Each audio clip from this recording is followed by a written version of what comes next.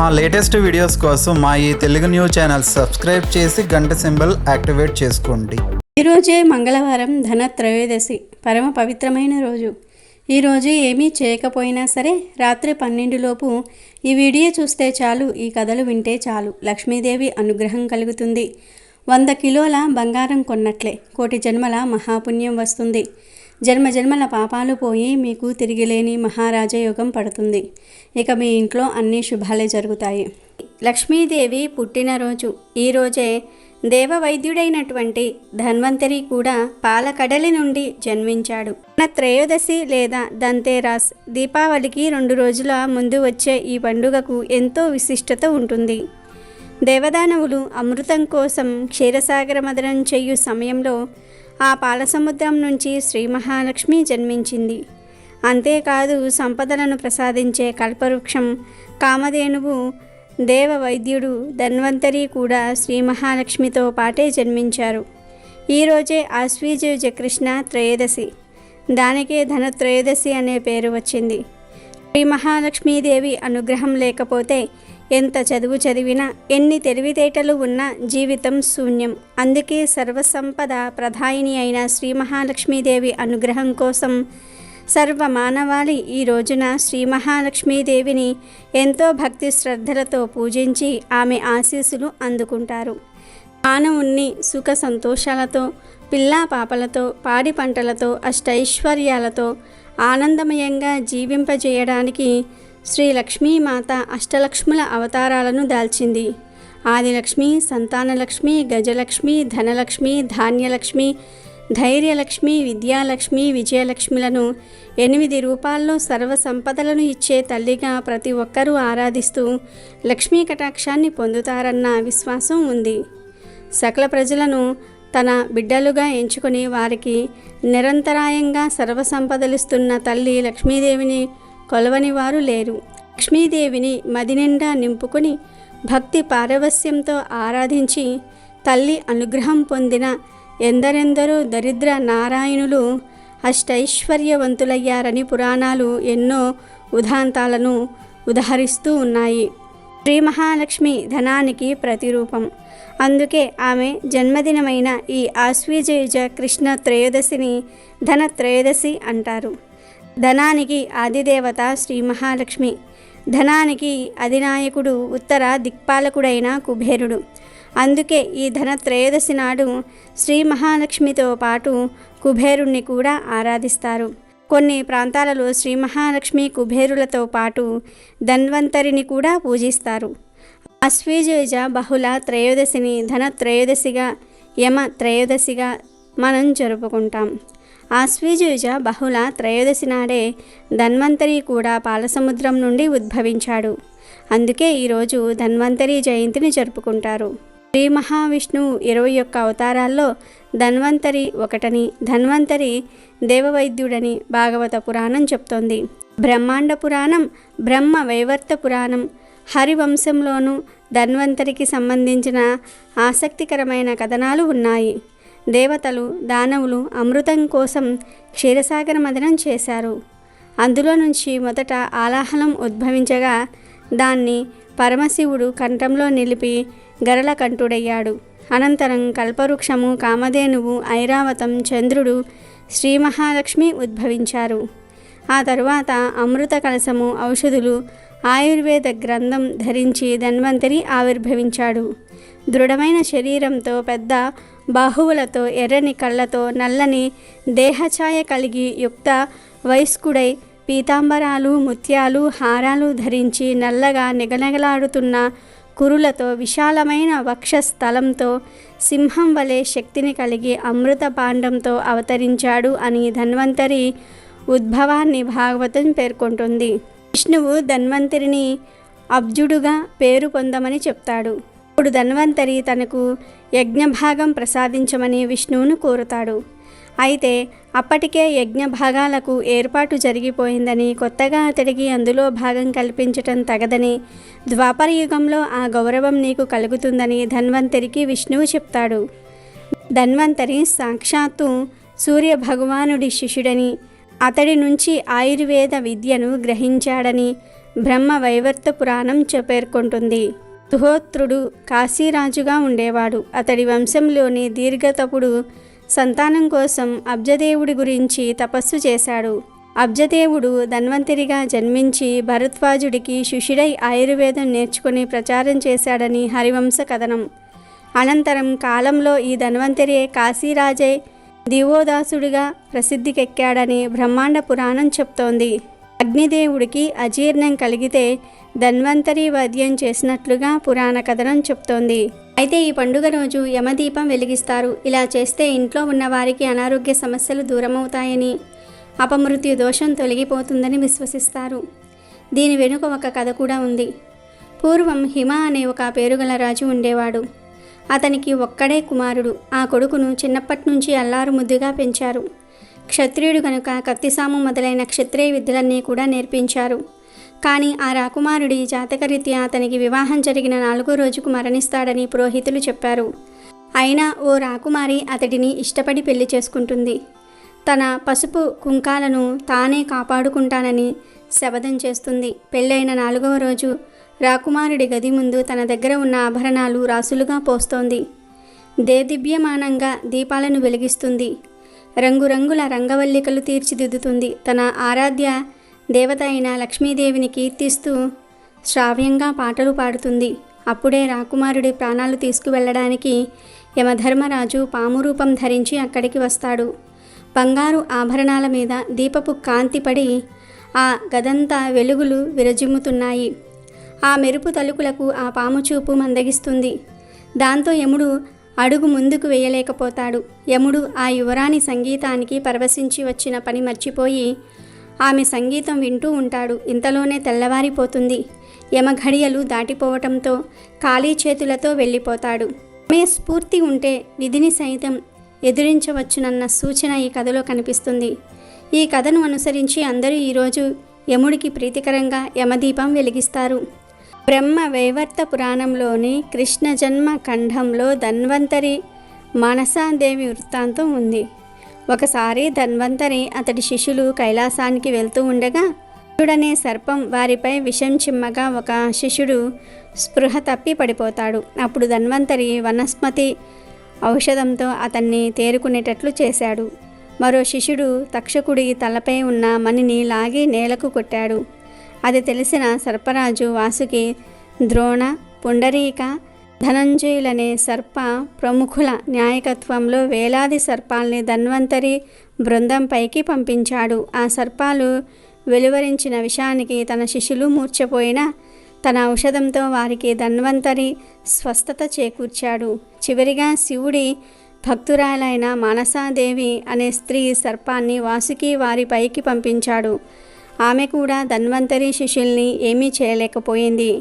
ఆగ్రహించిన మానసాదేవి త్రిశూలాన్ని ధన్వంతరిపై ప్రయోగించబోగా శివుడు బ్రహ్మ ప్రత్యక్షమై ఆమెను శాంతింపజేశారు.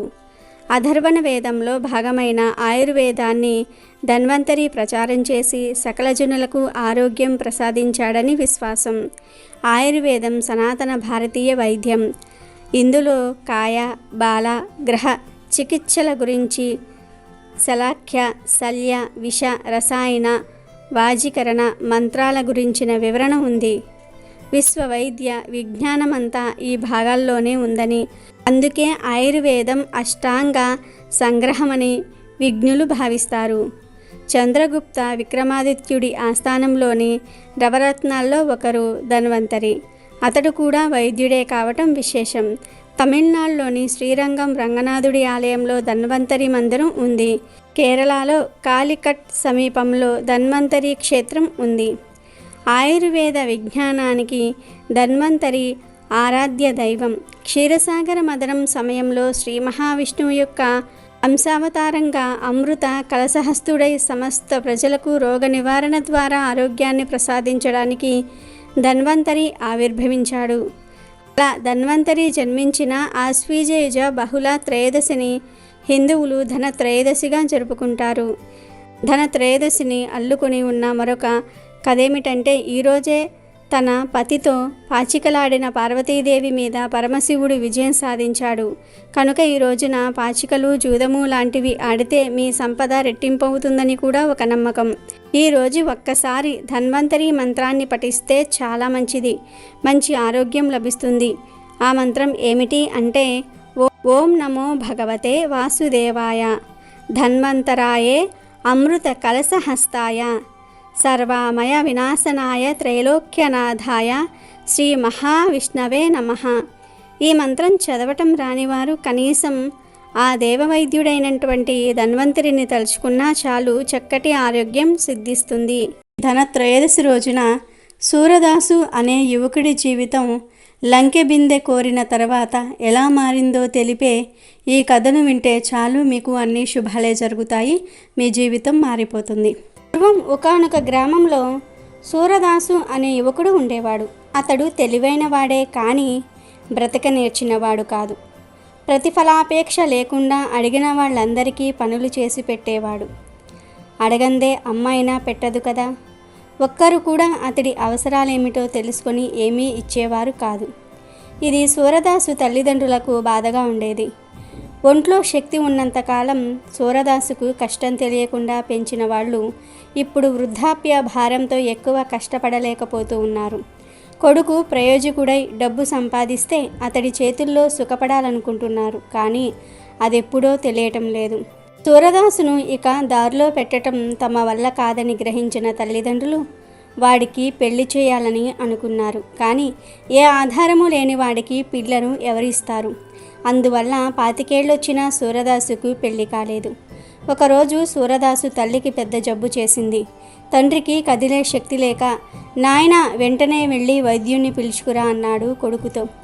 సూరదాసు వైద్యుణ్ణి పిలుచుకుని వచ్చాడు. వైద్యుడు సూరదాసు తల్లిని పరీక్షించి, ఇది సామాన్యులకు రావాల్సిన జబ్బు కాదు, నయం చేయాలంటే చాలా బాగా ఖర్చు అవుతుంది, ముందుగా 50 వరహాలు తెచ్చి ఇస్తే వైద్యం ప్రారంభిస్తాను అని వెళ్ళిపోయాడు.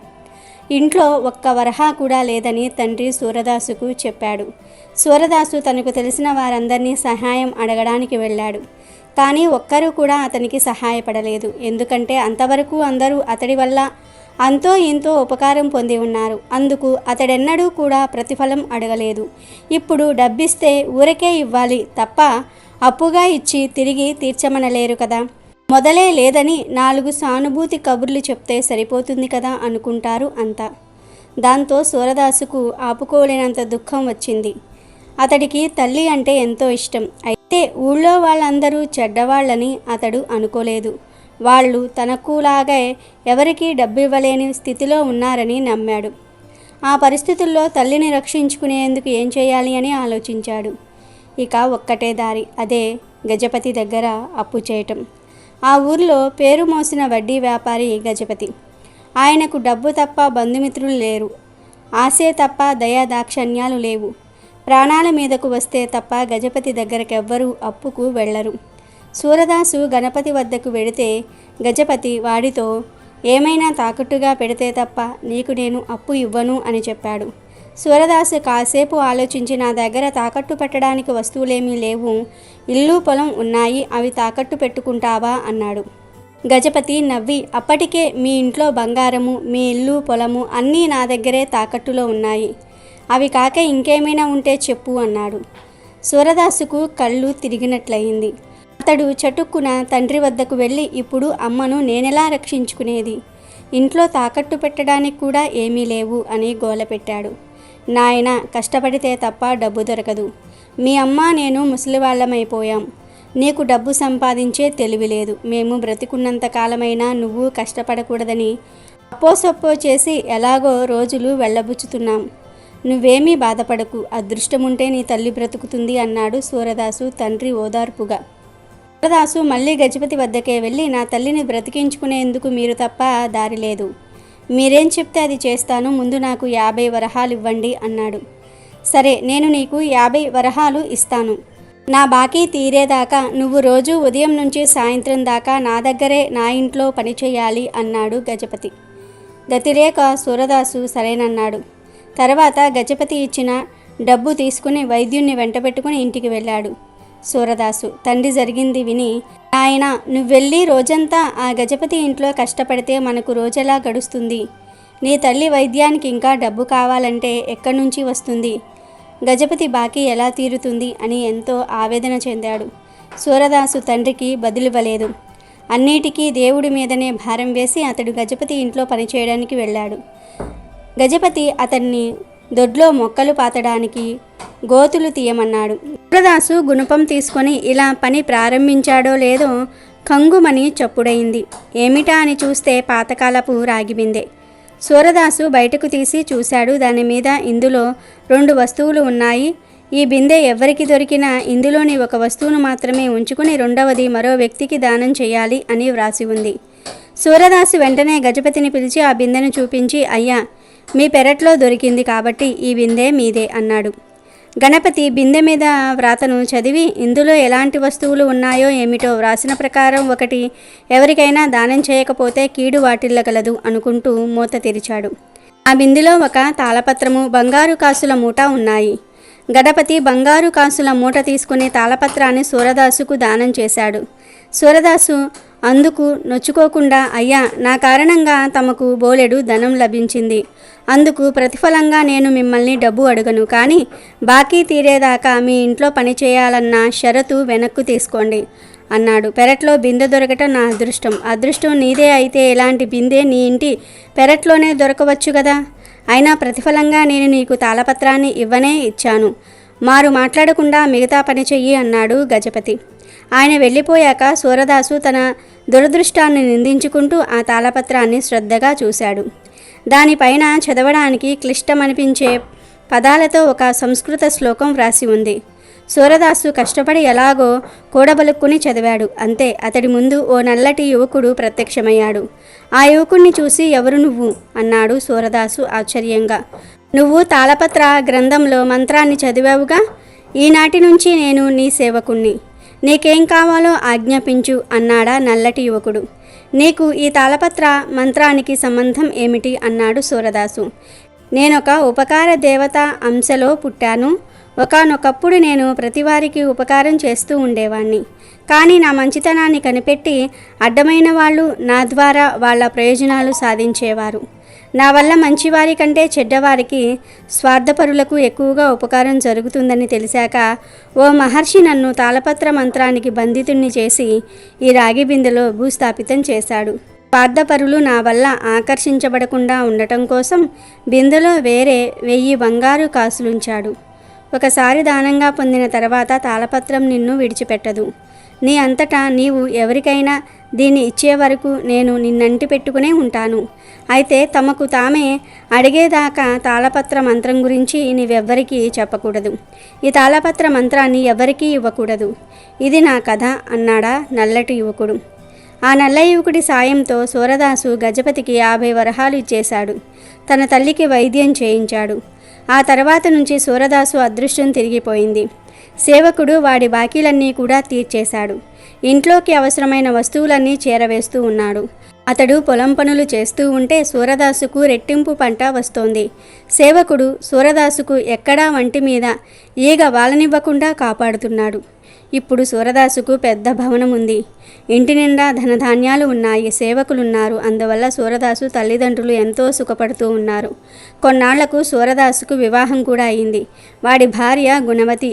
ఇటు భర్తకు అటు అత్తమామలకు అనుకూలవతి. జీవితంలో ఇన్ని మార్పులొచ్చినా సూరదాసు పద్ధతిలో ఏ మార్పు రాలేదు. నలుగురికి సహాయపడడానికి అతడికి ఇప్పుడు మరింత వీలు చిక్కింది. అయితే ఇదివరకిలాగా కాక ఇప్పుడు అతడి నుంచి సాయం పొందిన వారు ప్రతిఫలం ఇస్తున్నారు. సూరదాసు జీవితంలో వచ్చిన మార్పును గణపతి గమనిస్తూనే ఉన్నాడు. తాను తాళపత్రాన్ని ఇచ్చినాకనే అతడి జీవితంలో మంచి మార్పు వచ్చిందని ఆయనకు తెలుసు. కానీ అదెలా జరిగిందో ఆయనకు తెలియక చాలా కాలం సతమతమై చివరికి ఒక రోజున ఉండబట్టలేక సూరదాసును పిలిచి వివరాలు అడిగాడు. సూరదాసు ఆయనకు దాచకుండా మొత్తం నిజం చెప్పేశాడు. 1000 బంగారు కాసులకు కక్కుర్తిపడి గొప్ప అదృష్టాన్ని కాలదన్నుకున్నందుకు బాధపడి నా కారణంగానే నీకింత మేలు జరిగింది. నీకు రాగి బిందెలో లభించిన 1000 బంగారు కాసులు ఇచ్చేస్తాను. ఆ తాళపత్రాన్ని నాకిచ్చేయి అన్నాడు గజపతి. ఇందుకు సూరదాసు చాలా సంతోషంగా అంగీకరించాడు. ఈలోగా సూరదాసు సేవకుడు సూరదాసు భార్యను కలుసుకుని, అమ్మ, నేను వెళ్ళవలసిన పరిస్థితి ఏర్పడింది. ఇంతకాలం నేను నీ భర్తను సేవించుకున్నాను. అదేవిధంగా నీవు ఆయన్ను సేవించుకొని సుఖపెట్టు. నీ భర్తకు నేను లేని లోటు తెలియకూడదు అన్నాడు. సూరదాసు భార్య అందుకు సంతోషంగా ఒప్పుకొని, ఇంతకాలం విశ్రాంతి లేకుండా పనిచేశావు, నీకిప్పుడు విశ్రాంతి అవసరం కూడా అంది. ఈలోగా సూరదాసు గజపతి నుంచి 1000 వరహాలు తీసుకుని తాళపత్రాన్ని అతడికి ఇచ్చి, ఎల్లకాలం ఈ పత్రం వల్ల నేనే ప్రయోజనం పొందాలనుకోవటం స్వార్థం అనిపించుకుంటుంది. అందుకే అడగగానే మీకిది ఇచ్చేస్తూ ఉన్నాను. మీరు కూడా కొంతకాలం దీన్ని ఉపయోగించుకొని వేరెవరికైనా దానం చేయండి అని వెళ్ళిపోయాడు. గజపతి తాళపత్రం మీద వ్రాసి ఉన్న శ్లోకాన్ని చదవగానే ఆయన ముందు నల్లటి యువకుడు ప్రత్యక్షమై, నీవు నన్ను పిలిచి పెద్ద పొరపాటు చేశావు. ఈ రోజు నుంచి నీకు పెద్ద జబ్బు చేసి మంచాన పడతావు అన్నాడు. గజపతి తెల్లబోయి, నీవు ఉపకార దేవత అంశాన పుట్టినవాడివి, సూరదాసుకు ఉపకారం చేసిన వాడివి, నాకెందుకు అపకారం చేస్తావు అన్నాడు. దానికా నల్లటి యువకుడు, తాళపత్ర మంత్రానికి నిబద్ధుణ్ణి కానంతకాలం నేను అడ్డమైన వాళ్లకు సాయపడగలిగేవాణ్ణి. ఇప్పుడు మాత్రం నా యజమానిలో ఉన్న ఓ మంచి విశేషాన్ని గ్రహించి దాన్ని ఆధారంగా మాత్రమే సేవలు చేయగలను. సూరదాసులోని మంచి విశేషం ఉపకార బుద్ధి. నేను అతడి ఉపకార బుద్ధిని అతడికి ప్రయోజనకరంగా మార్చేవాణ్ణి. మరి నీలో ఉపకార బుద్ధి బొత్తిగా లేదు. నీలో ఉన్న మంచి విశేషమల్లా ఆరోగ్యం ఒక్కటే. నీ దగ్గర నుంచి నేను అదే తీసుకొని నిన్ను సేవించుకుంటాను అన్నాడా నల్లటి యువకుడు. గజపతి తెల్లబోయాడు. నా ఆరోగ్యం జోలికి రాకు, ఈ తాళపత్రాన్ని తిరిగి సూరదాసుకే ఇచ్చేస్తాను అన్నాడు భయంగా. సూరదాసుకి ఇప్పుడు నా అవసరం లేదు. ఎవరైనా అడిగితే తప్ప నువ్వు తాళపత్రాన్ని దానం చేయకూడదు అన్నాడు నల్లటి యువకుడు. అయితే నేను అనారోగ్యానికి గురిగాక తప్పదా? ఇందుకు వేరే ఉపాయం లేదా అన్నాడు గజపతి ఏడుపు కంఠంతో. నీకేం మంచి ఉపాయమే ఉంది. నువ్వు మళ్ళీ ఈ తాళపత్రాన్ని 1000 బంగారు కాసులు కలిపి రాగి బిందెలో ఉంచి భూస్థాపితం చెయ్యి, నీకే ఇబ్బంది ఉండదు అన్నాడు నల్లటి యువకుడు. గజపతి బ్రతుకు జీవుడా అనుకుంటూ ఆ యువకుడు చెప్పినట్లే చేసి తన ఆరోగ్యాన్ని కాపాడుకున్నాడు. ఈరోజు లక్ష్మీదేవి ఎలాంటి వారి ఇంట్లో ఉండడానికి ఇష్టపడుతుందో తెలిపే ఈ పవిత్ర కథను వింటే చాలు, శ్రీ మహాలక్ష్మీదేవి అనుగ్రహంతో సకల ఐశ్వర్యాలు సిద్ధిస్తాయి, బంగారం కొనుక్కునే శక్తి వస్తుంది. పూర్వం ఒక ఊరిలో ఒక వ్యాపారి ఉండేవాడు. అతను చాలా ధనవంతుడు, గుణవంతుడు, 10 మందికి సాయం చేయాలనే మంచి బుద్ధి కలిగి ఉన్నవాడు. అతనికి 4 కొడుకులు ఉన్నారు. కొడుకులకు పెళ్లి చేస్తాడు. ఆ వ్యాపారి తన భార్యతో, తన కొడుకు కోడళ్లతో కలిసి ఒకే ఇంటిలో నివసిస్తూ ఉన్నారు. ఆ వ్యాపారి తన జీవితాన్ని సుఖంగా గడుపుతూ ఉన్నాడు. అంతేకాదు ఆ వ్యాపారి లక్ష్మీదేవి పరమభక్తుడు. ప్రతి స్త్రీని లక్ష్మీదేవిగా భావించి గౌరవించేవాడు. ఆ వ్యాపారికి ఊరిలో మంచి పేరు కూడా ఉంది. ప్రతిరోజు లక్ష్మీదేవిని చక్కగా పూజించి తర్వాత వ్యాపార పనుల కోసం ఇంటి నుండి బయలుదేరేవాడు. మళ్ళీ సాయంత్రం ఇంటికి వచ్చి లక్ష్మీదేవిని పూజించి కుటుంబ సభ్యులతో కొంచెం సమయం గడిపేవాడు. అయితే కొన్ని రోజుల తర్వాత ఇంటి వాతావరణం మారింది. అందరూ ఒకే ఇంటిలో ఉండటం వల్ల ఇంట్లో చిన్న చిన్న గొడవలు మొదలయ్యాయి. ప్రతిరోజు ఏదో ఒక గొడవ అవ్వటము, వ్యాపారి భార్య తనకు ఆ గొడవ గురించి చెప్పి బాధపడటం జరిగింది. ఇలా కొన్ని రోజులు గడిచాయి. ఇంటిలో మనశ్శాంతి కరువవుతూ వచ్చింది. ఇది వరకు ఇంట్లో మగవారు లేనప్పుడు గొడవలు జరిగితే ఇప్పుడు మగవాళ్ళు ఉన్న గొడవలు జరగటం ప్రారంభమయ్యాయి. వ్యాపారి ఇది వరకులాగా ఆనందంగా ప్రశాంతంగా లక్ష్మీదేవికి పూజ చేయలేకపోయాడు. అయితే ఒకరోజు వ్యాపారి నిద్రిస్తున్న సమయంలో లక్ష్మీదేవి ఆయనకు కలలో కనిపించింది. కలలో లక్ష్మీదేవి కనబడగానే ఆ వ్యాపారి లక్ష్మీదేవిని అనేక శ్లోకాలతో స్తుతించాడు. లక్ష్మీదేవి వ్యాపారితో ఇలా అంటుంది, నాయన, నేను నీ భక్తికి ఎంతో ప్రసన్నం చెందాను. ఇక నేను మీ ఇంటి నుండి బయటికి వెళ్ళవలసిన సమయం వచ్చింది. ఇక నేను మీ ఇంట్లో ఉండలేను అని అంటుంది.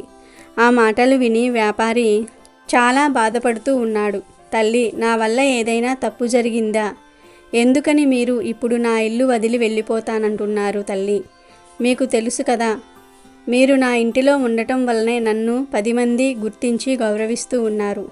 మీ అనుగ్రహం నాపై ఉండటం వల్లనే కదా నేను సిరి సంపదలకు లోటు లేకుండా జీవిస్తూ ఉన్నాను. నలుగురికి సహాయం చేస్తూ ఉన్నాను. తల్లి, ఇప్పుడు నువ్వు నన్ను నా ఇంటిని వదిలి వెళ్ళిపోతే నేను చాలా పేదరికం అనుభవిస్తాను. అప్పుడు నేను ఎవరికీ సహాయం కూడా చేయలేను. ఇంకా సమాజంలో నా పరువు ప్రతిష్టలు కూడా దెబ్బతింటాయి. తల్లి, దయచేసి నువ్వు నా ఇంటిని వదిలి వెళ్ళిపోవద్దు. నీకు నేను ఏం లోటు చేశానో చెప్పు అని వ్యాపారి పరిపరి విధాలుగా ప్రాధేయపడతారు. లక్ష్మీదేవి వ్యాపారి వైపు చిరునవ్వు నవ్వుతూ చూసింది. చూడు నాయనా, నేను గత 25 సంవత్సరాల నుండి నీ ఇంట్లోనే ఉంటున్నాను. నేను చంచలమైన దానిని.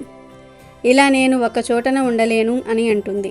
దానికి వ్యాపారి, తల్లి, నువ్వు నా ఇంటిలో ఉంటే నేను గుడికి వెళ్ళి అక్కడ పేదవారికి సహాయం చేస్తాను కదా, కాబట్టి నువ్వు నా దగ్గరే ఉండు అని అంటాడు. అప్పుడు లక్ష్మీదేవి, నేను నీ దగ్గర ఉంటేనే నువ్వు దాన ధర్మాలు చేస్తావు. నేను నీ వద్ద లేకపోతే దాన ధర్మాలు ఎందుకు చేయలేవు? చూడు నాయనా, నువ్వు నన్ను ఎంత బతిమిలాడినా నేను ఈ ఇల్లు వదిలి వెళ్ళటం ఖాయం. కాకపోతే నువ్వు నా పరమ భక్తుడివి కాబట్టి నేను నీకు ఒక వరం ఇస్తున్నాను. నీకు ఏం కావాలో చెప్పు నాయనా అని అంటుంది లక్ష్మీదేవి. అందుకు వ్యాపారి, నాకు ఏం వరం వద్దు, నువ్వు మా ఇంటిలో ఉంటే చాలు అంటాడు. దానికి లక్ష్మీదేవి, అలా కాదు, నేను నీ ఇంట్లో ఉంటే ఎలా ధనవంతుడివి అయ్యావో అలాగే నేను ఇతరుల ఇంటికి వెళ్తే వారు కూడా ధనవంతులు అవుతారు. ఈ ప్రపంచంలో నీలాగా చాలామంది నన్ను పూజిస్తూ ఉన్నారు నాయనా. మరి నేను నీ దగ్గరే ఉంటే వారి అందరి దృష్టిలో నా విలువ తగ్గుతుంది కదా. కాబట్టి నేను ఇక మీ ఇంటి నుండి వెళ్తాను. ఇక ఆలస్యం చేయకుండా నీకు ఏం వరం కావాలో చెప్పు అంటుంది. వ్యాపారి చాలా బాధపడతాడు. తల్లి, నా మనసు ఇప్పుడు ఏం బాగోలేదు. తల్లి, నువ్వు ఏమీ అనుకోకుండా రేపు మళ్ళీ రా. ఈలోపు నేను మా ఇంటిలో వారికి ఏం కావాలో కనుక్కొని చెప్తాను అంటాడు. దానికి లక్ష్మీదేవి, చూడు నాయనా, నేను కేవలం నీకు ఒక్కటంటే ఒక్కటే వరం ఇస్తున్నాను. జాగ్రత్తగా ఆలోచించి చెప్పు. నేను రేపు వస్తాను అని చెప్పి లక్ష్మీదేవి మాయమవుతుంది. వ్యాపారి గట్టిగా, తల్లి, నన్ను వదిలి వెళ్ళకు అని అరుస్తూ నిద్రలేస్తాడు. వ్యాపారి కంటి నిండా నీరు ఉన్నాయి. తన పక్కన తన భార్య కంగారు పడుతూ, ఏమయ్యింది, ఎందుకని మీరు ఇంతగా కంగారు పడుతూ ఉన్నారు అని అడిగింది. వ్యాపారి భార్య వ్యాపారికి కొన్ని నీళ్లు ఇచ్చింది. వ్యాపారి మళ్ళీ నిద్రలోనికి వెళ్తాడు. ఇక మరుసటి రోజు ఉదయం వ్యాపారి తన భార్యతో రాత్రి కలలో జరిగిందంతా కూడా చెప్తాడు. వ్యాపారి భార్యకు లక్ష్మీదేవి కలలో కనిపించినందుకు ఆనందపడాలో, త్వరలో లక్ష్మీదేవి ఇల్లు వదిలి వెళ్ళిపోతుందని బాధపడాలో అర్థం కాలేదు. వ్యాపారి భార్యతో, ఇప్పుడు నేను ఆ తల్లిని ఏం వరం కోరుకోను అని అడిగాడు. అందుకు వ్యాపారి భార్య, మీరు ఎక్కడ ఉంటే నేను అక్కడ ఉంటాను. నాకంటూ ఎలాంటి కోరికలు లేవు. మీరు ఒక పని చేయండి. మీరు మన నలుగురు కోడళ్ళ దగ్గరకు వెళ్ళి మీకు లక్ష్మీదేవి కనిపిస్తే ఏం వరం కావాలని కోరుకుంటారు అని అడగండి. అందులో ఎవరి సమాధానం మీకు మంచిగా అనిపిస్తే అదే సమాధానాన్నే లక్ష్మీదేవికి చెప్పండి అని సలహా ఇస్తుంది. వ్యాపారి ముందుగా మొదటి కోడలి దగ్గరికి వెళ్ళి, లక్ష్మీదేవి నీకు కళ్ళలో కనిపిస్తే ఏం వరం కోరుకుంటావు అని అడుగుతాడు. దానికి ఆమె, మామయ్య గారు, ఒకవేళ లక్ష్మీదేవి నాకు కనిపిస్తే నేను ఆమెను చాలా వరాలు అడుగుతాను అంటుంది. అలా కాదు, ఏదైనా ఒక్కటే వరం కోరుకోవాలి అని అంటాడు. దానికి పెద్ద కోడలు కొంచెం సేపు ఆలోచించి, మామయ్య గారు, నాకు బంగారం వజ్రాలు కావాలని కోరుకుంటాను. తరతరాలకు సరిపడా బంగారము వజ్రాలు ప్రసాదించమని కోరుకుంటాను అని చెప్తుంది. తర్వాత వ్యాపారి రెండవ కోడలి దగ్గరకు వెళ్ళి పెద్ద కోడలిని అడిగిన విధంగా అడిగితే ఆమె నాకు పెద్ద పెద్ద భవనాలు, వ్యాపారం చేసుకోవడానికి పెద్ద పెద్ద భవనాలు కావాలని అడుగుతాను అంటుంది. వ్యాపారాలు మంచి లాభబాటలో నడుస్తాయి కాబట్టి ఇక మనకు ఎలాంటి లోటు ఉండదు అని అంటుంది. తర్వాత మూడవ కోడలిని అదే ప్రశ్న అడిగితే ఆమె, మామయ్య గారు, నేనైతే మన ఊరిలో ఉన్న పంట పొలాలు అన్నీ కూడా నా సొంతం అవ్వాలని కోరుకుంటారు. మన ఊరిలోని పంట చాలా లాభాలను తెచ్చిపెడుతుంది. దాంతో మనకు తరతరాలకు తిన్నా తరగని సంపదలు వస్తాయి అంటుంది. ఇక చివరిగా నాలుగవ కోడలి దగ్గరకు వెళ్ళి అడిగితే ఆమె, మామయ్య గారు, నేను లక్ష్మీదేవి నాకు కనిపిస్తే ఒకే ఒక్క కోరికను కోరతాను. మన కుటుంబంలో ఎటువంటి గొడవలు జరగకుండా పిల్లా పాపలతో ఆనందంగా ఉండాలని. మనం ఒకవేళ పేదరికం అనుభవించాల్సి వచ్చినా మన మధ్య ఉన్న ప్రేమ ఆప్యాయతలు తగ్గకూడదు అని లక్ష్మీదేవిని కోరుకుంటాను అని చెప్పింది.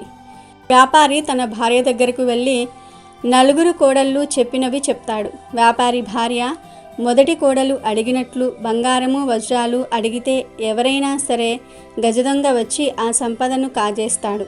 రెండవ కోడలు చెప్పినట్లుగా వ్యాపార భవనాలు అడిగితే వ్యాపారాలు కొన్నిసార్లు నష్టాలు వస్తాయి, కొన్నిసార్లు లాభాలు కలుగుతాయి. దీంతో గొడవలు జరిగే అవకాశం కూడా ఉంది. మూడవ కోడలు చెప్పినట్లుగా పంటలు అడిగితే అకాల వర్షం వల్ల పంట నష్టం కలుగవచ్చు. దీంతో మనం చాలా పేదరికం అనుభవిస్తాము. ఈ ముగ్గురు కోడళ్ళు చెప్పిన మాటలు ప్రకారం చూస్తే ఎప్పటికైనా ప్రమాదమే. ఏదో ఒక రోజు పేదరికం అనుభవిస్తాం. వాటితో పాటు ఆస్తి గొడవలు పెరిగి ఒకరిపై ఒకరికి ప్రేమలు తగ్గుతాయి. అందుకే నాలుగవ కోడలు ఆస్తులు ఏమీ కాకుండా మన మధ్య ప్రేమ ఆప్యాయతలు ఉండాలని కోరుకుంటుంది. మీరు నాలుగవ కోడలు చెప్పిన మాటను లక్ష్మీదేవికి వరంగా కోరుకోండి, అంతా మంచే జరుగుతుంది అని అంటుంది. ఇక అదే రోజు రాత్రి వ్యాపారి నిద్రిస్తున్నప్పుడు లక్ష్మీదేవి మళ్ళీ కలలో కనిపిస్తుంది. వ్యాపారి తల్లికి నమస్కరించి, తల్లి, నాకు ఎలాంటి ఆస్తిపాస్తులు వద్దు. నేను పేదరికం అనుభవించినా పర్వాలేదు, కానీ మా కుటుంబంలో సంతోషాలు మాత్రం ఎప్పటికీ ఒకేలాగా ఉండేలాగా చూడు అని కోరుకుంటాడు. లక్ష్మీదేవి, చూడు నాయనా, నువ్వు చాలా చిన్న కోరిక అడుగుతున్నావు, ఇంకేదైనా వరం కోరుకో అని అంటుంది. మీరు నన్ను ఎన్నిసార్లు అడిగినా అదే నా కోరిక తల్లి. నా పిల్లలు, కోడళ్ళు, నా వంశం వారందరూ కూడా ఎప్పటికీ ఒకరిపై ఒకరు ప్రేమను కలిగి ఉండాలి. వారు ఎంతటి కష్టాన్ని ఎదుర్కొంటున్నా సరే ఒకరికి ఒకరు తోడుగా ఉండాలి అని అంటాడు. లక్ష్మీదేవి, సరే నాయనా, నువ్వు కోరుకున్నట్లుగానే జరుగుతుంది. నేను కూడా ఇక మీ ఇంట్లోనే ఉంటాను అంటుంది. అందుకు ఆశ్చర్యపోయిన వ్యాపారి, అదేంటి తల్లి, నువ్వు వెళ్ళిపోతానన్నందుకు కదా నాకు వరం ఇచ్చావు, ఇప్పుడు మళ్ళీ ఏమయ్యింది అని అడుగుతాడు. అందుకు లక్ష్మీదేవి, చూడు నాయనా, గత కొన్ని రోజులుగా నీ ఇంటిలో శాంతి కరువైంది. గొడవలు పెరిగాయి. ఎప్పుడైతే గొడవలు జరుగుతాయో, ఏ ఇంట్లో అయితే శాంతి ఉండదో నేను ఆ ఇంటిలో ఉండలేను. ఇక నుండి మీ ఇంటిలో ఎటువంటి గొడవలు జరగవు, ఆనందంగా మీ జీవితాన్ని గడుపుతావు అని అంటుంది. వ్యాపారి, తల్లి, ఎప్పుడైనా నేను ఏదైనా పొరపాటు చేస్తే నన్ను రక్షించు, నన్ను క్షమించు అంటాడు. అందుకు లక్ష్మీదేవి, నాయన, నేను చెప్పే మాటలు చాలా శ్రద్ధగా విని అలాగే నేను చెప్పిన విషయాలను అందరికీ తెలియజేయి. కేవలం పూజలు చేస్తేనే నేను ప్రసన్నం అవ్వను. నేను ప్రశాంతంగా ఉన్న వాతావరణంలోనే ఉంటాను. ఏ ఇంట్లో అయితే నన్ను నిత్యము పూజిస్తారో వారి ఇంట్లో నేను ఉంటాను, కానీ అదే ఇంటిలో గొడవలు జరిగితే నేను ఉండలేను. ఇంటిలో ఎక్కువగా మాంసం తిన్నా, మద్యం తాగినా నేను ఆ ఇంటిలో ఉండను. నేను ఎక్కడ ఉంటానో ఎక్కడ ఉండనో చాలా సందర్భాలలో చెప్పాను. కాబట్టి ప్రతి ఒక్కరూ కూడా నన్ను ఇష్టంగా భక్తి భావనలతో పూజించండి. ఏదో ఆశించి పూజించి నన్ను నొప్పించకండి అని వ్యాపారితో చెప్పి లక్ష్మీదేవి మాయమైంది. వ్యాపారి ఆనందంగా తన భార్యతో, కొడుకు, కోడళ్లతో జీవితాన్ని గడిపాడు. కాబట్టి మనమందరము కూడా లక్ష్మీదేవికి నచ్చినట్లుగా ఉందాము. ఆ తల్లి అనుగ్రహాన్ని పొంది ఆనందంగా జీవిద్దాము. అదేవిధంగా ఈరోజు బంగారం మీద ప్రేమ ఎక్కువైతే ఏం జరుగుతుందో తెలిపే ఈ పవిత్ర కథను వింటే చాలు, లక్ష్మీదేవి అనుగ్రహంతో అష్టైశ్వర్యాలు సిద్ధిస్తాయి. ఓసారి ఓ గ్రామంలో ఓ బ్రాహ్మణుడికి అనుకోకుండా యజ్ఞకుండలో బంగారు ముద్ద దొరికింది. అతడు ఈ వింత చూసి ఆశ్చర్యపోతూ ఉన్నాడు. అతడి భార్య అక్కడికి వచ్చింది. ఏమిటండి అలా ఆశ్చర్యంగా చూస్తూ ఉన్నారు అని అడిగిందామె. యజ్ఞకుండంలో బంగారు ముద్ద దొరికింది అని బదులిచ్చాడు అతడు. అవునా, నేను నిన్న పొరపాటున తాంబూలాన్ని యజ్ఞకుండలో ఉమ్మేశాను, అదే ఇలా బంగారం అయ్యిందేమో అని అంది ఆవిడ. తాంబూలం ఉమ్మితే బంగారు ముద్ద రావటం ఏమిటి? నీ బుద్ధి లేని ఆలోచన కాకపోతే అని విసుక్కున్నాడు అతడు. సరే, మీకు నమ్మకం లేకపోతే ఈరోజు నిన్నటిలాగే చేస్తాను, రేపు ఏమవుతుందో చూద్దాం అన్నదామె. అతను సరేనని చెప్పటంతో ఆమె తాంబూలం నమిలి యజ్ఞకుండంలో ఉమ్మివేసింది. మరుసటి రోజు చూడగానే ఆశ్చర్యంగా మళ్ళీ బంగారు ముద్ద కనిపించింది. వారికి రోజు తాంబూలం ఉమ్మివేయటం, మరుసటి రోజు బంగారు ముద్ద తీసుకోవటం అలవాటైపోయింది. అలా చేయటం వల్ల కొద్ది కాలంలోనే వాళ్ళు గొప్ప ధనవంతులు అయిపోయారు. వాళ్ళు ధనవంతులు అయిన కారణం ఊరిలో కొందరికి తెలిసింది. ఆ ఊర్లో మిగిలిన వాళ్ళు ఇళ్లల్లో కూడా తాంబూలం ఉమ్మి యజ్ఞకుండంలో వేయటం, బంగారు ముద్దలు తీసుకోవటం అందరికీ అలవాటయింది. అందరూ ధనవంతులైపోతూ ఉన్నారు. అయితే ఆ ఊర్లో ఒక బ్రాహ్మణుడు మాత్రం భార్య ఎంత పోరినా యజ్ఞకుండంలో ఉమ్మి బంగారం అందుకునేందుకు ఇష్టపడటం లేదు. అందరూ ధనవంతులు అవుతూ ఉంటే తాము మాత్రం పేదవారుగానే ఉండటం ఆమెకు నచ్చలేదు. చివరికి భర్త ఎంతకీ మాట వినకపోవటంతో ఆమె పుట్టింటికి బయలుదేరింది. చేసేది లేక భర్త ఆమెను అనుసరించాడు. వారు ఊరి పొలిమేర దాటగానే ఊళ్ళో గొడవలు ప్రారంభమై ఇల్లు తగలబడిపోసాగాయి. అప్పుడు ఆ బ్రాహ్మణుడు భార్యకు వివరించాడు, ధర్మానుసారం సంపాదించిన ధనం శాంతినిస్తుంది. అలా కాక ధర్మచ్యతి చేస్తూ ఇష్టం వచ్చిన రీతిలో సంపాదన చేస్తే అది అనర్థానికి దారితీస్తుంది. ఇన్నాళ్ళు మనం ధర్మం పాటించటం ఈ ఊరిని కాపాడింది. మనం ఊరిని వదిలాం. అసూయ ద్వేషాలతో ఊరు నాశనమయ్యింది అని భార్యతో అన్నాడు. అది విన్న భార్యకు విషయం అర్థమైంది. ప్రస్తుతం మన సమాజం ఆ ఊళ్ళో వారున్న స్థితిలో ఉంది. ధన సంపాదన కోసం యజ్ఞకుండంలో సైతం ఉమ్మేసేందుకు సిద్ధపడ్డ ఆ ఊరి వాళ్ళలాగా ప్రస్తుత సమాజం డబ్బు సంపాదన కోసం అడ్డమైన గడ్డి మేసేందుకు సిద్ధమవుతోంది. ఎంత ధనం సంపాదిస్తే అంత అశాంతి పాలవుతోంది. నైతిక విలువలు వదిలి సమాజం మానవత్వాన్ని కోల్పోతుంది. మన తర్వాతి తరాలైన ఉత్తమ వ్యక్తిత్వంతో ప్రశాంతంగా జీవించాలంటే ఉత్తమ ఆదర్శం ఎంతో అవసరం. అనగనగా ఒక ఊళ్ళో భూపతి అనే వ్యాపారి ఉండేవాడు. ఆయన చాలా ధనవంతుడు. బంగారు వ్యాపారం చేసేవాడు. ఎంతో కూడబెట్టాడు. కానీ అతనికి బంగారం అంటే విపరీతమైన మోజు ఉండేది. భూపతికి ఒక చిన్నారి ముద్దుల పాప ఉండేది. ఆయనకు తన కూతురు అంటే చాలా ఇష్టం. ఒక రోజున తన ఇష్టదైవమైన గణపతిని ప్రార్థిస్తూ ఉండగా అకస్మాత్తుగా ఆ విఘ్నేశ్వరుడు ప్రత్యక్షమయ్యాడు. భూపతి, నీ భక్తి నాకు నచ్చింది. నీకు ఒక వరం ఇద్దామనిపిస్తున్నది. ఏం వరం కావాలో కోరుకో అన్నాడు విఘ్నేశ్వరుడు.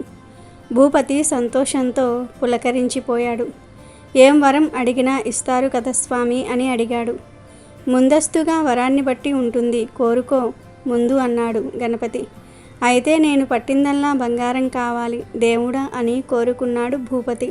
సరే, నువ్వు కోరిన వరం ఇచ్చేస్తున్నాను, మరి జాగ్రత్తగా ఉపయోగించుకో అని చెప్పి గణపతి మాయమైపోయాడు. భూపతికి చాలా సంతోషం వేసింది.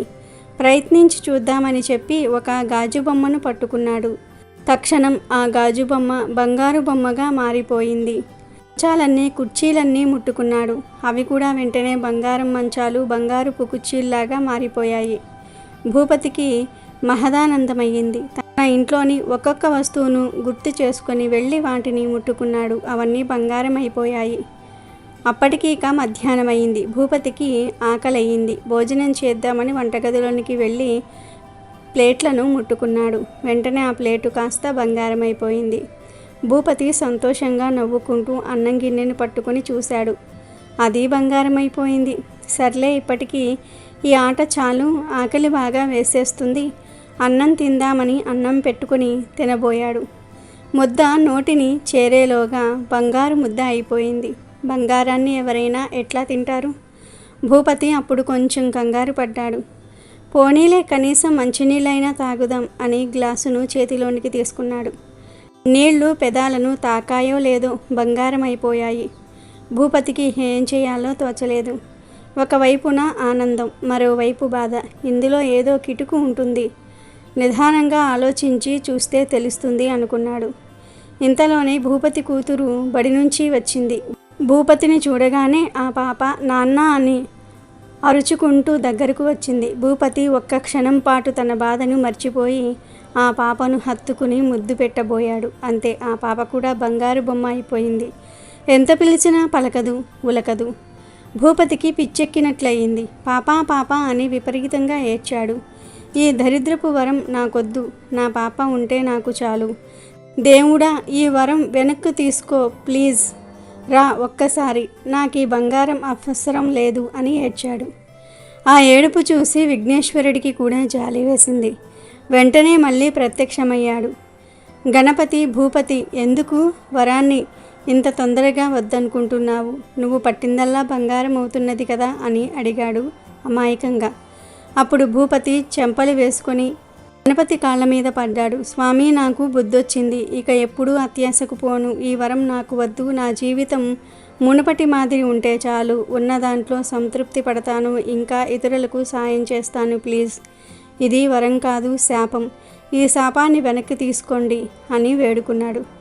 దాంతో గణపతి చిరునవ్వుతో తదాస్తు అని మాయమైపోయాడు. భూపతి చెయ్యి తగిలి బంగారం అయిపోయినవన్నీ కూడా వెంటనే మళ్ళీ మామూలుగా అయిపోయాయి. బంగారు బొమ్మగా మారిన బిడ్డ కూడా మామూలుగా అయిపోయి కిలకిలలాడింది. భూపతి సంతోషంతో ఆ పాపను ఎత్తుకుని ముద్దాడి తృప్తిగా కళ్ళ నీళ్లు తుడుచుకున్నాడు. పూర్వకాలంలో కృష్ణాపురంలో రామయ్య, సుశీల అనే దంపతులు ఉండేవారు. రామయ్యది వ్యవసాయ కుటుంబం. 2 కొడుకులు, 2 కుమార్తెలు. ఉన్న కొద్దిపాటి పొలాన్ని సాగు చేస్తూ దానిపై వచ్చే ఆదాయంతో ఆ కుటుంబం జీవిస్తూ ఉన్నారు. పిల్లలు వయస్సు పెరుగుతున్న కొద్దీ ఇంటి ఖర్చులు పెరగసాగాయి. మగపిల్లలిద్దరూ పాఠశాలలకు వెళ్ళేవారు. ఆడపిల్లలు చిన్నవారు. ఆదాయం పెరక్కపోవటంతో ఇల్లు గడవటం కష్టంగా ఉండేది. అలాగని ఏదైనా వ్యాపారం చేసి మరికొంత సొమ్ము సంపాదించుదామంటే రామయ్యకు ఏ వ్యాపారమూ రాదు. వచ్చే ఆ కొద్దిపాటి సొమ్ముతో ఎలాగో అలాగా నెట్టుకు వస్తూ ఉన్నాడు. సుశీల ప్రతినిత్యం క్రమం తప్పకుండా శ్రీ మహాలక్ష్మి అష్టోత్తరాన్ని పఠించేది. అలాగే రామయ్య కూడా వీలున్నప్పుడల్లా ఆ ఊరిలోని శ్రీ మహాలక్ష్మీ నారాయణ ఆలయానికి వెళ్ళి స్వామి అమ్మవార్లను దర్శించి వచ్చేవారు. రోజులు ఇలా గడుస్తూ ఉండగా ఒకనాడు వారింటికి ఒక దూరపు బంధువు వచ్చాడు. అతడు వీరింట ఒకరోజు ఉండి తిరిగి వెళ్తూ రామయ్యతో ఇలా అన్నాడు. రామయ్య, నిన్ను చూస్తే నాకెంతో బాధ వేస్తున్నది. ఈ గంపెడు సంసారాన్ని ఎలా నెట్టుకొస్తున్నావో కదా. ఇంకా ఈ పిల్లలు పెద్దవారై వారికి యుక్త వయసు వచ్చాక వారి వివాహాలు ఎలా చేయగలుగుతావు? నీవు ఆ శుభకార్యాలు ఎలా చేయగలుగుతావు? నీ సంపాదన చూస్తే చాలా తక్కువగా ఉంది. ఇల్లు గడవటమే కష్టంగా ఉంది. నీకొక విషయం చెప్తాను, విను. మా ఊరి దగ్గర అష్టలక్ష్మీ దేవాలయం ఉన్నది. అక్కడ శ్రీ మహాలక్ష్మి అష్టలక్ష్ములుగా వెలిసి భక్తుల పూజలు అందుకుంటున్నది. ఆ తల్లి మహామహిమాన్వితమైనదిగా ప్రజలందరి నమ్మకం. ఈ దంపతులిద్దరూ ఒక్కసారి మా ఊరి వచ్చి ఆ దేవాలయానికి వెళ్ళి అష్టలక్ష్ములను దర్శించండి. ఆ తల్లి అనుగ్రహంతో మీకు మంచి రోజులు వచ్చి జీవితం శుభప్రదంగా గడుస్తుంది అని అన్నాడు. ఇది విని ఆ దంపతులు ఎంతో సంతోషించి త్వరలోనే తప్పక వస్తామని చెప్పారు. ఆ బంధువు వారి వద్ద సెలవు తీసుకుని ఊరి వెళ్ళిపోయాడు. ఆ మరునాడు ఉదయం లేవగానే దంపతులిద్దరూ కూడా స్నానమాచరించి పూజగదిలో నుంచుని శ్రీ లక్ష్మీనారాయణులకు నమస్కరించారు. అప్పుడు రామయ్య ఇలా అన్నాడు. స్వామి శ్రీమన్నారాయణ, ఆర్తజన రక్షకుడవు, ఆపద్బాంధవుడవు. నిన్ను నమ్మిన వారిని రక్షించే అమృతమూర్తివి. మమ్ములను ఈ కష్టముల నుంచి బయటపడేసే మార్గం నీదే తండ్రి. ఓ శ్రీమన్నారాయణ, నీకివే మా నమస్కారములు. ఓ మహాలక్ష్మి జగన్మాత, మిక్కిలి దయతో కూడి ఉన్న నీ చూపులతో మమ్ము కరుణించు తల్లి. ఆశ్రయించిన వారిని ఎల్లవేళలా రక్షించే అమృతమూర్తివి నీవే తల్లి. దయచేసి మా కుటుంబాన్ని కరుణించి నీ అనుగ్రహాన్ని ప్రసాదించు తల్లి. వీలైనంత త్వరలోనే నీ దర్శనం చేసుకుంటాము తల్లి. ఓ జగన్మాత, నీకివే మా నమస్కారములు అని ప్రార్థించి ఆ దంపతులిద్దరూ 11 రూపాయలు పసుపు గుడ్డలో ముడుపు కట్టి పెట్టారు. కొంతకాలానికి రామయ్య, సుశీల దంపతులు ముడుపు తీసుకొని అష్టలక్ష్మీ దేవాలయం దర్శనానికై బంధువులు ఊరు బయలుదేరి వెళ్లారు. ఊరి చేరేసరికి సాయంకాలం అయ్యింది. రాత్రి బంధువుల ఇంట నిద్రించి ఉదయాన్నే నిత్య కృత్యాలు తీర్చుకుని అష్టలక్ష్మీ దేవాలయానికి చేరుకున్నారు. సాక్షాత్తు ఆ శ్రీ మహాలక్ష్మికి నిలయమై ఉన్నందువలన ఆ ఆలయం ఎంతో సుందరంగా ఉంది. అద్భుతమైన ఆ దేవాలయ సౌందర్యం చూసి ఆ దంపతులిద్దరూ ఎంతో ఆనందపడ్డారు. అఖిలలోక సౌందర్యవతి సుమనోహరి శ్రీమన్నారాయణి ప్రియ సఖి అయిన శ్రీ మహాలక్ష్మి అష్టలక్ష్ముల రూపంలో కొలువున్న ఆ దేవాలయం ఎంతో దివ్యమైన శోభను సంతరించుకోవటంతో ఆశ్చర్యమేసింది. శ్రీలక్ష్మీనారాయణులను ప్రార్థిస్తూ ఆ దంపతుల ఆలయంలోనికి ప్రవేశించారు. అది శ్రావణమాసం కూడా కావటం చేత ఆలయమంతా ఎంతో దివ్యంగా అలంకరించబడింది. ఆలయ స్తంభాలకు అద్భుతమైన పుష్పాలు చక్కగా అలంకరించబడ్డాయి. మామిడాకుల తోరణాలు ఎంతో చక్కటి శోభను తీసుకువస్తున్నాయి. ఎటు చూసినా రంగురంగుల పుష్పాలతో కంటికి ఎంతో ఆహ్లాదకరంగా కనిపిస్తూ ఉన్నది.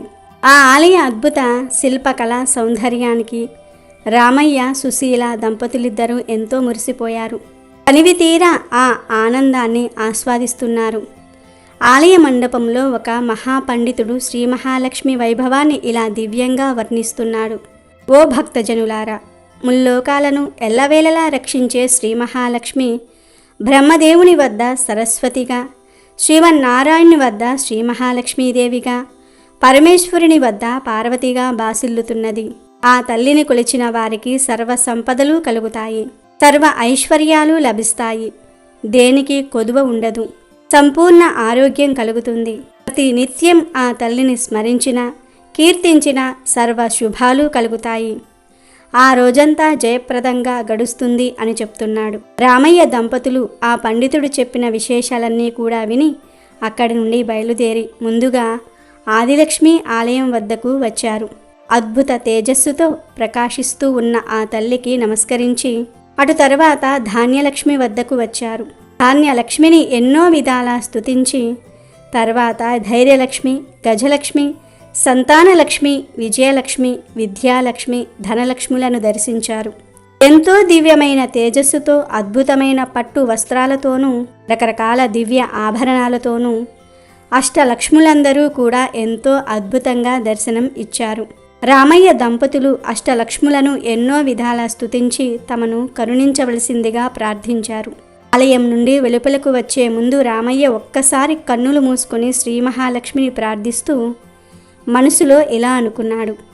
ఓ జగన్మాత, ఓ శ్రీ మహాలక్ష్మి, నీవు నన్ను కరుణించి అంతులేని ఐశ్వర్యం అనుగ్రహిస్తే నేను మా ఊరిలో తప్పకుండా నీ అష్టలక్ష్మి స్వరూపాలతో అద్భుతమైన ఆలయాన్ని నిర్మిస్తాను తల్లి అని అనుకున్నాడు. అటు తర్వాత దంపతులిద్దరూ కూడా తిరిగి తమ ఊరు చేరుకున్నారు. శ్రీ మహాలక్ష్మి తల్లి అనుగ్రహం వలన రామయ్య కుటుంబం మంచి అభివృద్ధిని సాధించింది. కుమారులిద్దరికీ మంచి చదువులు కలిగి ఉన్నత ఉద్యోగాలు లభించాయి. కుమార్తెలకు మంచి వరులతో వివాహాలు జరిగాయి. స్నేహితులు కొంతమంది సహాయం చేయగా రామయ్య 2-3 వ్యాపారాలు ప్రారంభించాడు. ఆ శ్రీ మహాలక్ష్మి తల్లి అనుగ్రహం వలన ఆ వ్యాపారాలన్నీ కూడా ఎంతో అభివృద్ధి చెందాయి. ఎన్నో లాభాలు వచ్చాయి. చుట్టుప్రక్కల గ్రామాలలో రామయ్య అంతటి ధనవంతుడు లేడని ప్రజలు చెప్పుకునేవారు. ఇంత సంపద రావటంతో తాను ఆ రోజున శ్రీ అష్టలక్ష్మి దేవాలయం కట్టిస్తానని ఆ జగన్మాతకు ఇచ్చిన మాట మరిచాడు రామయ్య. ధన సంపాదనలో పడి భగవంతుణ్ణి స్మరించటం కూడా మరిచాడు. తమకిచ్చిన మాట తప్పినందుకు అష్టలక్ష్ములకు ఆగ్రహం కలిగింది. ఎంతో వెలిగిపోతున్న ఆ కుటుంబంలో ఎన్నో సమస్యలు రాసాగాయి. ఆదిలక్ష్మి అనుగ్రహం కోల్పోవటంతోనే రామయ్యకు వ్యాపారం మీద పట్టు సడలింది. తన సరుకు అమ్ముడు పోవటం కష్టంగా మారింది. తాను ఎంత నాణ్యమైన సరుకు విక్రయించినా కొనేవారు లేక వ్యాపారంలో నష్టం రావటం మొదలయ్యింది. వ్యాపారాలు ఇలా ఉండగా ధాన్యలక్ష్మి అనుగ్రహం కోల్పోవటంతో పంట సరిగ్గా రాలేదు. అకాల వర్షాలు వచ్చి అంతా నీటిలో కొట్టుకుపోయింది. అటు వ్యాపారం సరిగ్గా లేక ఇటు పంట కూడా చేతికి రాక రామయ్య నానా కష్టాలు పడసాగాడు. ఇదిలా ఉండగా ధైర్యలక్ష్మి కూడా ఆగ్రహించటం చేత తనలో ఇన్ని రోజుల నుండి ఉన్న ధైర్యం కూడా సన్నగిల్లింది. వ్యాపారం దెబ్బతిన్నప్పటికీ, పంట కోల్పోయినప్పటికీ మరలా వచ్చే సంవత్సరం పుంజుకోవచ్చునని అనుకున్నాడు. కానీ ఎప్పుడైతే ధైర్యలక్ష్మి కూడా ఆగ్రహించిందో రామయ్య ధైర్యం మొత్తం కోల్పోయాడు. ఏ పని చేయలేకపోయాడు. ఏదో తెలియని నిరాశ రామయ్యను ఆవహించింది. కొన్ని రోజులకు గజలక్ష్మికి కూడా రామయ్యపై ఆగ్రహం కలిగింది. అక్కడితో రామయ్య అప్పుల పాలయ్యాడు. తాను ఉన్న ఇంటిని కూడా తాకట్టు పెట్టవలసి వచ్చింది. ఆ విధంగా అష్టలక్ష్ములైన ఆదిలక్ష్మి, ధనలక్ష్మి, ధైర్యలక్ష్మి, గజలక్ష్మి, సంతానలక్ష్మి, విజయలక్ష్మి, విద్యాలక్ష్మి, ధాన్యలక్ష్ముల ఆగ్రహానికి గురైన వాడై రామయ్య అనేక కష్టాలు పడ్డాడు. చివరికి ఒకనాడు ఇల్లు కూడా అప్పుల వారి పరమై ఒక అద్దె ఇంట్లో నివసింపసాగాడు.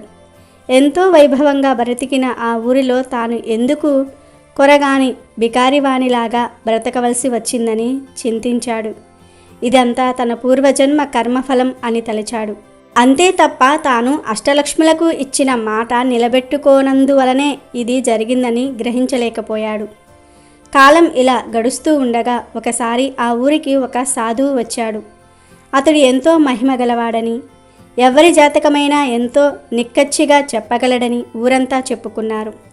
ఆ మాట విన్న రామయ్య దంపతులు ఒకనాడు ఆ సాధువు వద్దకు వెళ్ళి తమ పరిస్థితిని కూడా విన్నవించారు. వీరి మాటలన్నీ కూడా సావధానంగా విన్న ఆ సాధువు కన్నులు మూసుకొని కొద్దిసేపు ధ్యానం చేసి ఏదో స్మరించిన వాడై కన్నులు తెరిచి రామయ్య దంపతులతో ఇలా అన్నాడు. నాయనలారా, శ్రీ మహాలక్ష్మి అనుగ్రహం కోల్పోవటం వల్లనే మీకు ఈ గతి పట్టింది.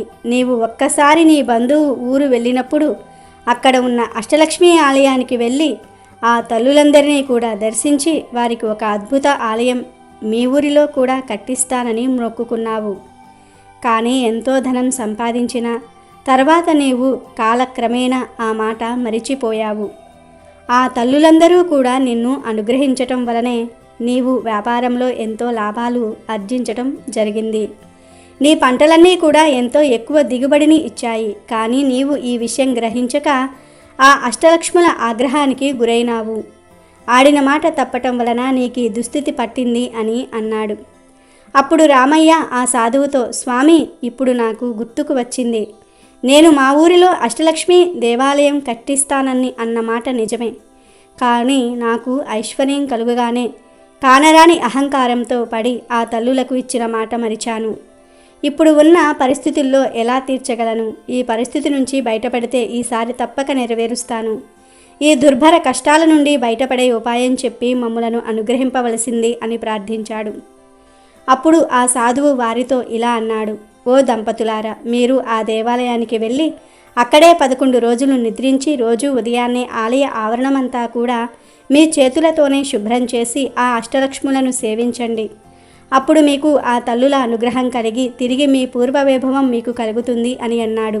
ఆ మాటలు విన్న రామయ్య దంపతులు అలాగే చేస్తామని చెప్పి ఆ సాధువుకు నమస్కరించి అతని వద్ద సెలవు తీసుకొని తమ ఇంటికి వెళ్ళారు. రామయ్య దంపతులిద్దరూ మరునాడే బయలుదేరి ఆ ఊరికి వెళ్ళి అక్కడ ఆలయం పక్కన ఉన్న ధర్మసత్రంలో బస చేశారు.